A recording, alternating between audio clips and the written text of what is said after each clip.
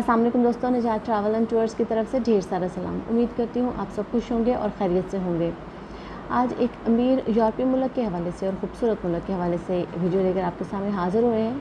ये रही स्विट्ज़रलैंड। जी दोस्तों, स्विट्ज़रलैंड के वीज़ा और इसकी तमाम तफसील जो है वो वीज़ा कैसे हासिल किया जा सकता है, क्या क्या डॉक्यूमेंट्स आपको चाहिए होंगे, वो सारी तफसील लेकर आज हम इस वीडियो में आपके सामने हाज़िर हैं।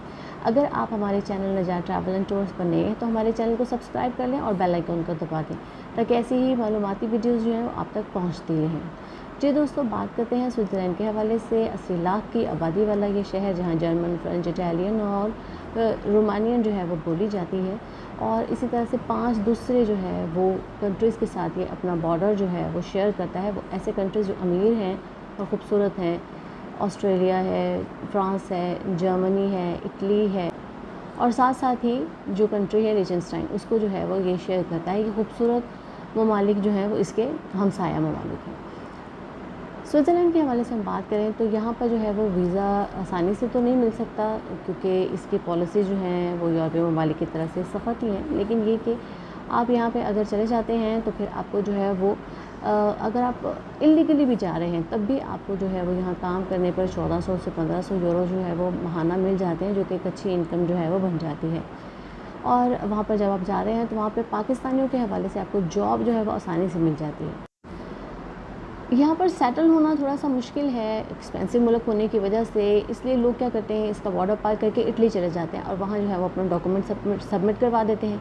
जब उनको डॉक्यूमेंट्स मिल जाते हैं तो उनका जो है वो अपने मुल्क में, जैसे कि पाकिस्तानी है तो पाकिस्तान में आना जाना जो है वो आसान हो जाता है।